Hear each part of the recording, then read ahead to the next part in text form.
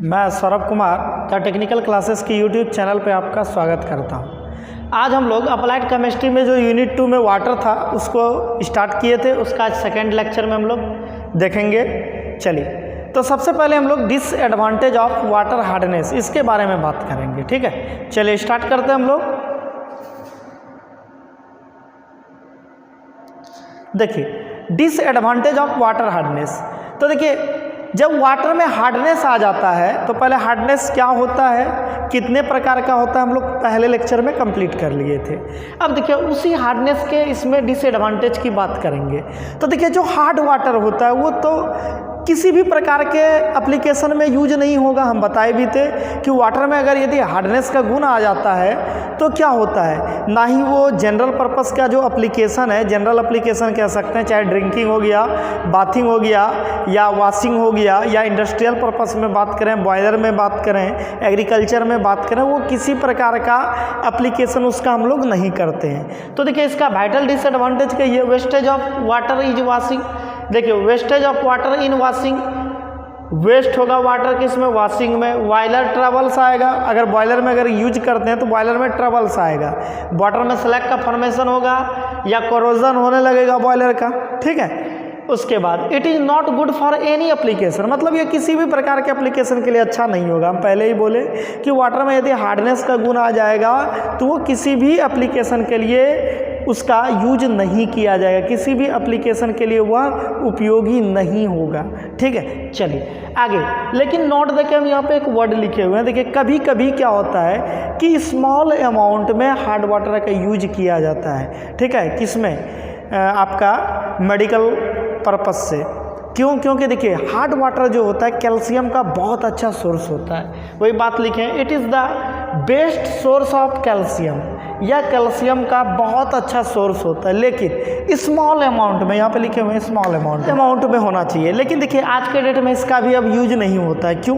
क्योंकि इतना ज़्यादा कैल्शियम वाला कह सकते हैं फूड वगैरह आने लगा, या इतना ज़्यादा मेडिसिन वगैरह अवेलेबल है, इसीलिए ऐसा हार्ड वाटर का यूज नहीं किया जाता है। ठीक है, कैल्शियम के सोर्स को इंक्रीज करने के लिए, ठीक है, कैल्शियम को बढ़ाने के लिए हार्ड वाटर का यूज नहीं होता है। ठीक है, तो यानी कि यहाँ से आप ये कह सकते हैं कि जो हार्ड वाटर है वह किसी भी एप्लीकेशन के लिए इम्पॉर्टेंट नहीं है। उसका हार्ड वाटर, अगर वाटर में हार्डनेस का गुण आ जाए तो वह किसी भी एप्लीकेशन में उसका कह सकते हैं किसी भी प्रकार का उपयोग नहीं किया जा सकता, वो वेस्टेज ऑफ वाटर ही रहेगा, कोई दिक्कत। चलिए आगे हम लोग अगला टॉपिक बात करेंगे। इसमें अगला टॉपिक बात करेंगे डिग्री ऑफ हार्डनेस की। ठीक है, तो डिग्री ऑफ हार्डनेस यहाँ से बहुत इंपॉर्टेंट होने जा रहा है। ठीक है, यहाँ से न्यूमेरिकल वगैरह सॉल्व करने में बहुत मदद मिलेगा। ठीक है, तो देखिए, डिग्री ऑफ हार्डनेस क्या होता है। Hardness is always calculated in term of CaCO3, calcium carbonate के टर्म में हार्डनेस को कैलकुलेट किया जाता है। कोई दिक्कत। वाटर का पहले हम लोग ये देखें सोर्स क्या होता है, फिर देखें कि वाटर का हार्डनेस क्या होता है, हार्डनेस कितने प्रकार का होता है, सारा चीज़ क्लियर कर लिए। डिसएडवांटेज क्या होता है हार्ड वाटर का वो भी देख लिए। अब हम लोग बात करेंगे कि ये हार्डनेस, जो डिग्री ऑफ हार्डनेस, ये हार्डनेस का डिग्री जो होता है वो डिग्री ऑफ हार्डनेस हम लोग जो ऑलवेज कैलकुलेट करते हैं, हार्डनेस जो डिग्री में हम लोग ऑलवेज कैलकुलेट करते हैं किस में, इन term of CaCO3, calcium carbonate के टर्म में। ठीक है, डिग्री ऑफ हार्डनेस को रिप्रेजेंट करते हैं। कोई दिक्कत। चलिए, वही बात यहाँ पे लिखे हुए हैं, hardness is always calculated in term of, hardness जब भी कैलकुलेट करेंगे हम लोग कैल्शियम कार्बोनेट के टर्म में कैलकुलेट करेंगे। कोई दिक्कत। कैल्शियम कार्बोनेट इक्विवेलेंट के टर्म में कैलकुलेट करेंगे। कोई दिक्कत। चलिए अगला कह रहा है कि there are 2 basic reasons for using CaCO3 only. बोला कि इसका 2 बेसिक रीजन है। ठीक है, हम अभी आपको बोले कि कैल्शियम कार्बोनेट के टर्म में हम लोग क्या करते हैं, वाटर के हार्डनेस को कैलकुलेट करते हैं। इसका 2 बेसिक रीजन होता है। ठीक है, तो पहला बेसिक रीजन है, यहाँ पे लिख भी दिए हैं, there are 2 basic reasons for using calcium carbonate only. इसका 2 बेसिक रीजन होता है। पहला इजी कैलकुलेशन। कैलकुलेशन क्या होता है, इजी होता है। क्यों? देखिए, कैल्शियम कार्बोनेट, तो कैल्शियम का ठीक है। एटॉमिक मास कितना होता है 40, कार्बन का 12, ऑक्सीजन का 16। तो जब आप उसका इक्विवेलेंट वेट निकालिएगा तो इक्विवेलेंट वेट बराबर क्या होता है मॉलिक्यूलर वेट बटे वैलेंसी ऑफ कैटायन, ठीक है। तो देखिए इक्विवेलेंट वेट जब आप उसका निकालिएगा कैल्शियम कार्बोनेट का Eg 100/2 यानी 50 आता है। आगे हम कैलकुलेट करके भी दिखाए हैं। तो Eg कैलकुलेशन के लिए, ठीक है, हम लोग हार्डनेस जो है कैल्शियम कार्बोनेट के टर्म में हम लोग कैलकुलेट करते हैं, कोई दिक्कत। तो यहाँ पे देख लीजिए अब इक्विवेलेंट वेट बराबर क्या होता है मॉलिक्यूलर वेट बटे वैलेंसी ऑफ कैटायन। तो यहाँ पे समझिए आप हम लोग को आगे न्यूमेरिकल करना पड़ेगा, ठीक है। वाटर का जब हार्डनेस कैलकुलेट करेंगे हम लोग तो वहाँ पे हम लोग को ये कैल्शियम कार्बोनेट में बदलना पड़ेगा। कैल्शियम कार्बोनेट के टर्म में पहले सबको बदलना पड़ेगा, उसके हार्डनेस को, उसका हार्डनेस दिया रहेगा, लेकिन सबसे पहला काम होगा हम लोग को हार्डनेस को कैल्शियम कार्बोनेट के टर्म में बदलना पड़ेगा। इसीलिए टर्म में बदलने के लिए यहाँ से स्टेप वाइज ध्यान देते चलिए कि कैसे कैसे क्या होता है, या नहीं तो आपको ऐसे भी, ठीक है, ऑब्जेक्टिव टाइप क्वेश्चन में रह सकता है कि कैल्शियम कार्बोनेट के टर्म में किसी का हार्डनेस पूछ देगा। तो यहाँ से आप सीखिएगा कैसे हम लोग उसको चेंज करते हैं कैल्शियम कार्बोनेट के टर्म में। तो सबसे पहले इक्विवेलेंट वेट अगर यदि किसी का निकालना हो तो इक्विवेलेंट वेट बराबर क्या होता है मॉलिक्यूलर वेट बटे वैलेंसी ऑफ कैटायन।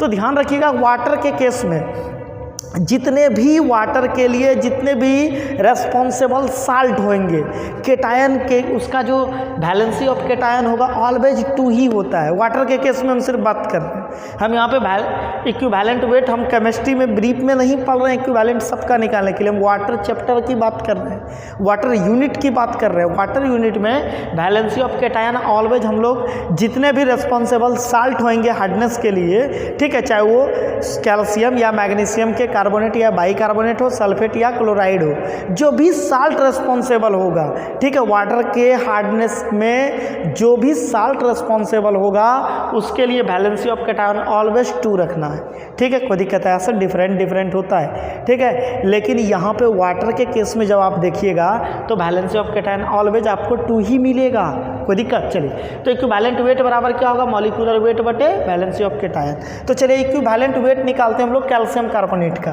तो कैल्शियम कार्बोनेट का इक्विवेलेंट वेट निकालेंगे तो मॉलिक्यूलर वेट निकालना पड़ेगा। तो देखिए यहाँ पे देखिए Ca कितना है 40, तो 40 प्लस कार्बन कितना 1, 40 प्लस 12 52, और ऑक्सीजन कितना 3, 16 48, 52 और 48 कितना हुआ 100।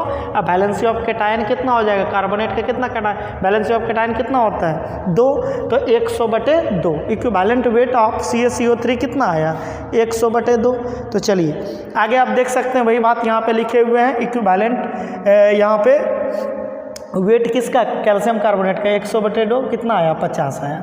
अब देखिए दूसरा बेसिक रीजन होता है, पहला इजी कैलकुलेशन, दूसरा रीजन होता है ये जो सॉल्यूबल होता है सॉल्यूबल प्रेसिपिटेट देता है, ये सॉल्यूबल प्रेसिपिटेट देता है, ठीक है, ये सॉल्यूबल प्रेसिपिटेट होता है, ठीक है। इसीलिए इसका यूज हम लोग कह सकते हैं वाटर के हार्डनेस को हम लोग कैलकुलेट करने के लिए कैल्शियम कार्बोनेट के टर्म में ही कैलकुलेट करते हैं वाटर के हार्डनेस को, कोई दिक्कत। ये 2 बेसिक रीजन था। चलिए अब हम लोग जानेंगे कि कैल्शियम कार्बोनेट के टर्म में कैल्शियम कार्बोनेट इक्विवेलेंट में कैलकुलेशन कैसे करेंगे, वही बात यहाँ पे लिखे होंगे कैल्शियम कार्बोनेट इक्विवेलेंट कैलकुलेशन।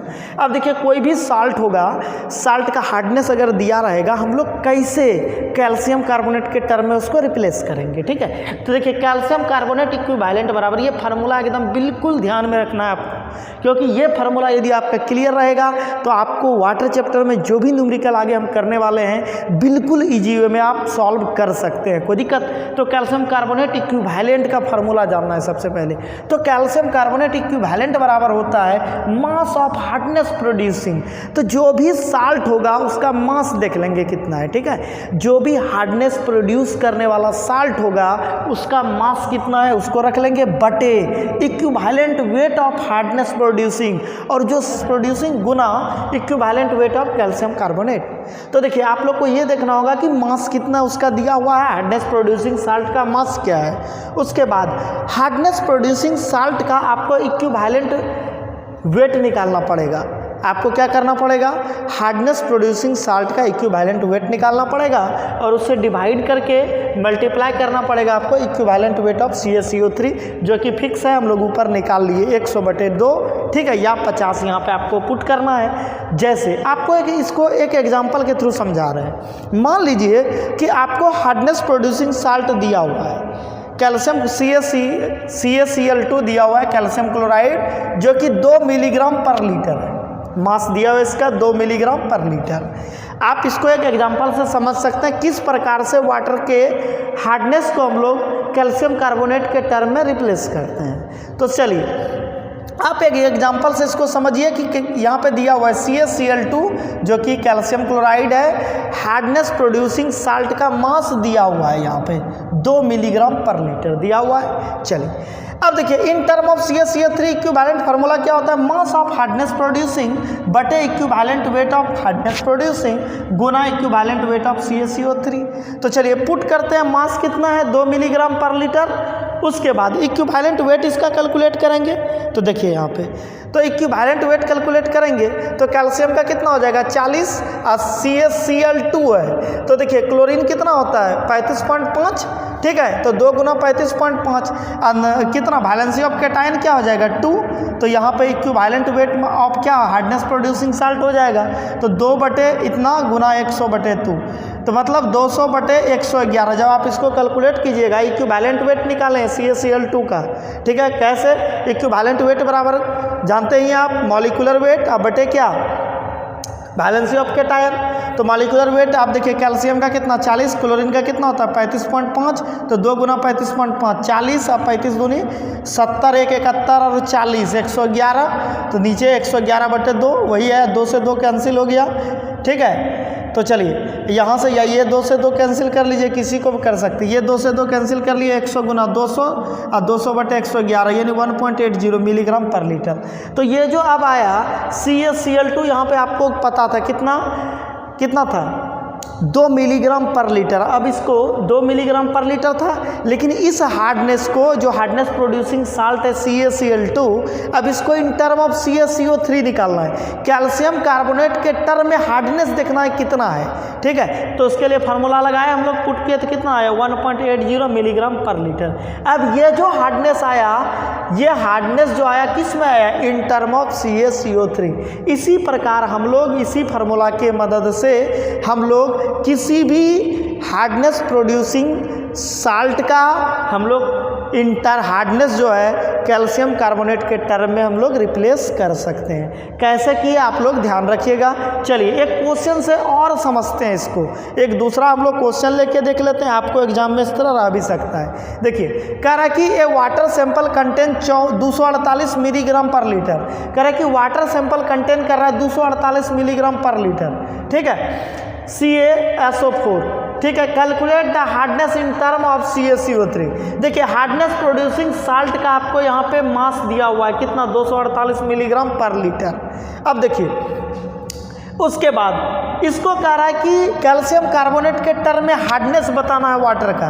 तो देखिए हार्डनेस आपको दिया हुआ है 248 मिलीग्राम पर लीटर, मतलब मास दिया हुआ है उसका, ठीक है। हार्डनेस प्रोड्यूसिंग साल्ट ये रहा, इसका मास दिया हुआ है, तो आपको हार्डनेस कैलकुलेट करना है CaCO3 इक्विवेलेंट के टर्म में। तो देखिए जो जो दिया है पहले लिखेंगे और क्या निकालना है उसको देखेंगे। चलिए तो सबसे पहले देखिए आपको दिया हुआ है जो हार्डनेस प्रोड्यूसिंग साल्ट है उसका मास दिया हुआ है 248 मिलीग्राम पर लीटर। उसके बाद हम लोग जानते हैं we know that in term of CaCO3, ठीक है, कैल्शियम कार्बोनेट इक्विवेलेंट के टर्म में हम लोग जानते हैं कैल्शियम कार्बोनेट इक्विवेलेंट बराबर क्या होता है मास ऑफ हार्डनेस प्रोड्यूसिंग बटे equivalent weight of hardness producing.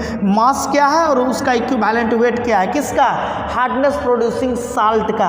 और उसके बाद equivalent weight of CaCO3 calcium carbonate के इक्विवेलेंट वेट से उसको गुना करते हैं तो वो किस में बदल जाता है, वो हार्डनेस कैल्शियम कार्बोनेट के टर्म में रिप्लेस हो जाता है। कोई दिक्कत, ये फार्मूला हम बोले आपको बिल्कुल ध्यान रखना है। चलिए अब इस पे पुट कीजिए सारे डाटा को, कैल्शियम कार्बोनेट के टर्म में रिप्लेस हो जाएगा।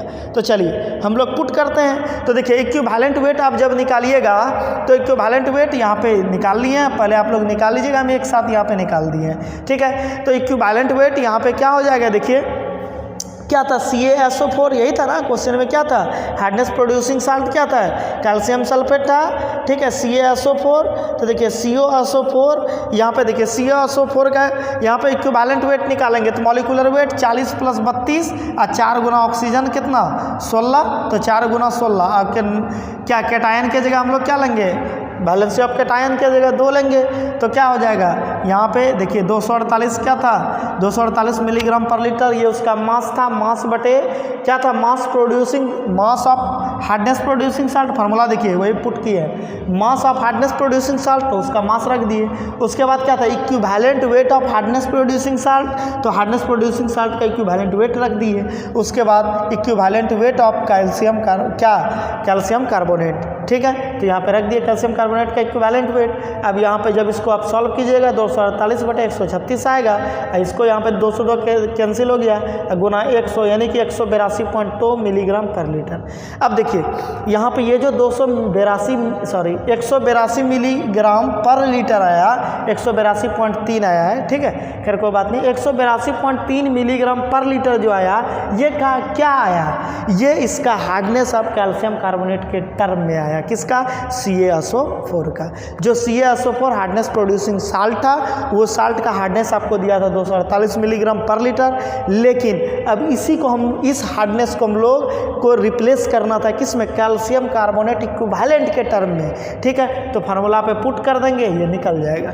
ये न्यूमेरिकल आपको सीधा नहीं आएगा एग्जाम में, आपको तो ये इसके मदद से आपको हार्डनेस कैलकुलेट करना पड़ेगा, चाहे वो टेम्प्रोरी हार्डनेस हो परमानेंट, क्योंकि हम लोग जो डेटा मेथड पढ़ेंगे वहाँ पे सबको आपको रिप्लेस करना पड़ेगा कैल्शियम कार्बोनेट इक्विवेलेंट के टर्म में हार्डनेस को, तभी आप वाटर के हार्डनेस को सॉल्व कीजिएगा, ठीक है। तो खैर कोई बात नहीं, आप लोग को इसको ध्यान से समझ लेना है, कुछ और एग्जाम्पल आप देख लीजिएगा बुक वगैरह में। चलिए आगे चलते हैं हम लोग।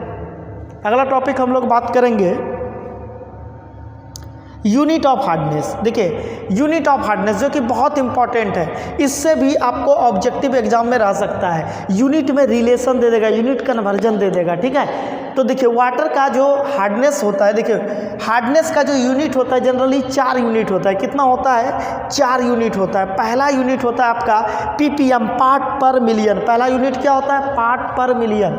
दूसरा यूनिट होता है आपका मिलीग्राम पर लीटर, दूसरा यूनिट क्या होता है मिलीग्राम पर लीटर। क्या होता है यूनिट ब्रीफ में बात करेंगे, पहले उसका नाम जानिए।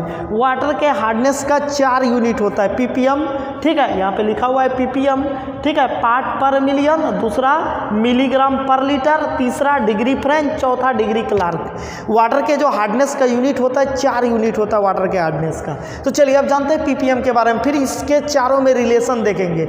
आपको चारों के रिलेशन से हो सकता है एग्जाम में आपको ऑब्जेक्टिव में रहे या डायरेक्ट न्यूमेरिकल दे दे, 2-3 को दे देगा यूनिट कन्वर्जन से, 4 मार्क्स में दे देगा, 4 को यूनिट कन्वर्जन दे देगा, या ऑब्जेक्टिव में मिल सकता है, ठीक है। खैर कोई बात नहीं, जो भी रहे। तो चलिए पहला यूनिट देखेंगे पार्ट पर मिलियन। देखिए पार्ट पर मिलियन क्या होता है, 1 ppm equal to 1 part of CaCO3 equivalent hardness present in 10⁻⁶ part of water.